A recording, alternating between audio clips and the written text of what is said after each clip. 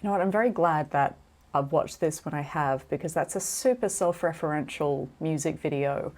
There's clearly plenty of references to Chatshire and the last time she was singing about her age, which was at 23, for such a different vibe as well, to reference back to that and that song that had so much pace and chaos and energy and the kind of confused, nervous excitement of somebody who wasn't sure where they were standing in their own life yet. Am I an adult? Am I a child? Which direction do I want to go? Kind of anything is possible, and this is the other side of the coin. It's tonally the absolute flip side, where 23 was hypercolor and psychedelic and positively insane in that real Alice in Wonderland style, and like the Cheshire Cat says, you can go that way, you can go that way, like everything is a bit wonky and wild. And then this one has that really soft, muted tones. Even when we have the hot pink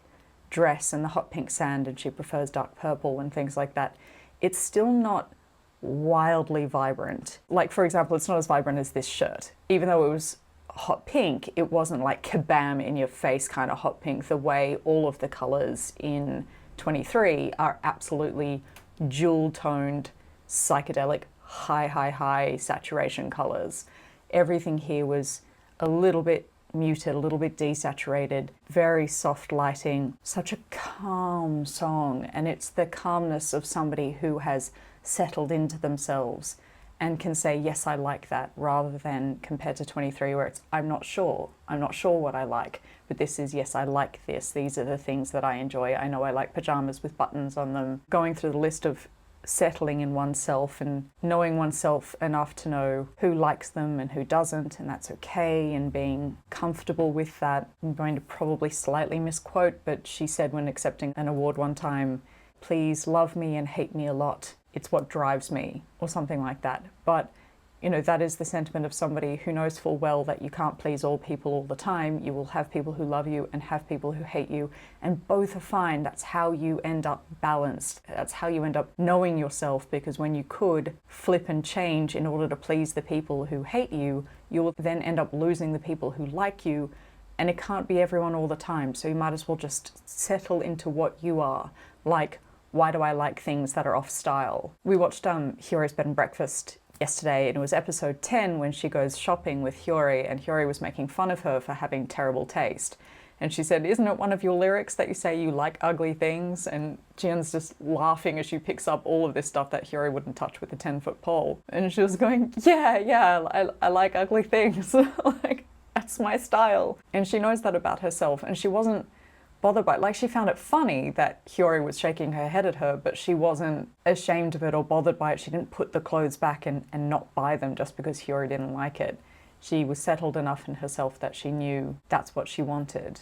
There are references in there to Bibi as well, and that, of course, is also an acknowledgement that some people love you and some people hate you. And on one side we had the do not touch in a yellow sign. You know, typically in reality that would be a red sign, but of course with yellow card, yellow CARD, it is within her palette, excuse me for saying that, to be yellow, and then she's in a shopping bag on the other side of the frame, kind of like she's private property or personal property, and to leave her into her space. We had a modern times type outfit in there. I think one of the most interesting choices is actually just having the white shirt and jeans combination. The white shirt for a lot of the close-ups, and the white shirt and jeans when she's dancing against the wall.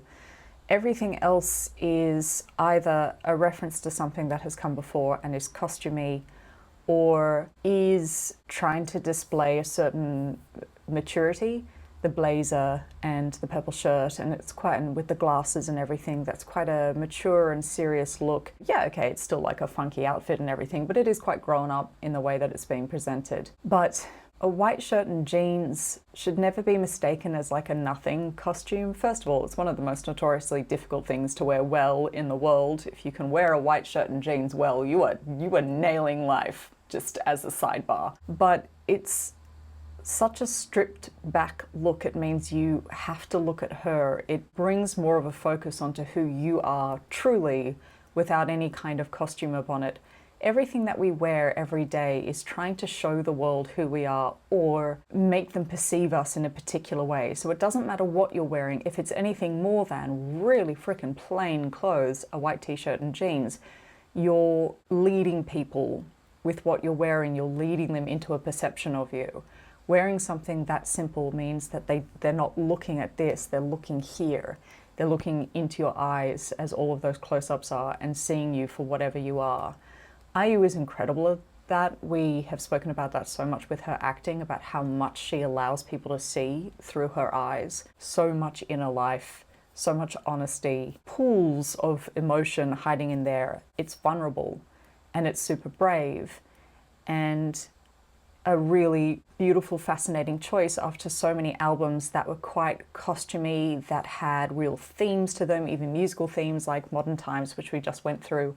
Very jazzy, very Latin ballroom. It's playing a genre, which means it will never be as vulnerable as stripping something really back the way this is quite stripped back musically, tonally, visually, and allowing people to actually really come in, move past any other noise and see you for what you are. To do that with a song that's about I'm settled in who I am is a really conscious choice and a really beautiful choice. It's, how do I put this? I think, you know what, using the word comforting was the right choice. It is comforting and honest and vulnerable without it being a scary kind of vulnerable. It's a very relaxed sort of vulnerable.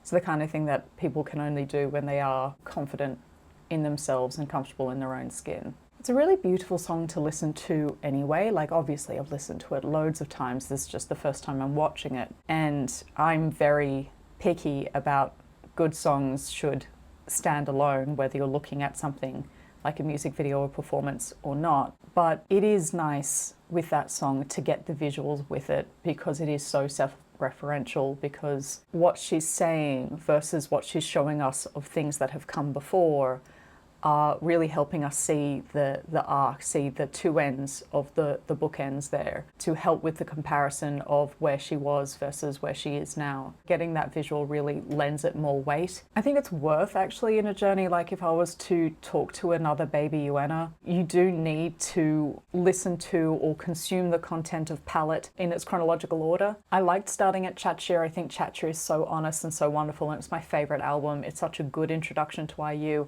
I think we've sort of accidentally ended up doing this in kind of a perfect order, really, because you need to know the history of IU, or at least a lot of the history of IU, to understand that music video. If you don't, if you come to it from here, obviously that's okay. That just means as you work backwards again, you'll go, oh, that's what it's for. We just had that experience with BTS and their song Yet to Come. The entire music video was self-referential. If you've been ARMY for a while, you know exactly what all of those things are. However, I said of that music video, if you're baby ARMY, that'll give you a jumping off point to then work backwards and go, okay, I saw that in the music video. What is that? Where does that land on BTS's timeline? And of course you can do that with this music video as well, but it certainly helps you appreciate what's going on more if you've already seen it. I know there was a lot more in there, and I always see a lot more when I've watched it for a second time. So that's my high level, off the top of my head take of what was going on in the music video. But that was really beautiful and really, really rich, a really rich music video, because it's IU and she never does anything simply. So she's always going to put more into it than even I've seen now, and I'll have to look at it again later. Thank you so much for joining me for our first step into Palette. I'm looking forward to the rest of it. Thank you again for voting, and thank you for joining me. 감사합니다. and I will see you soon for more. 안녕!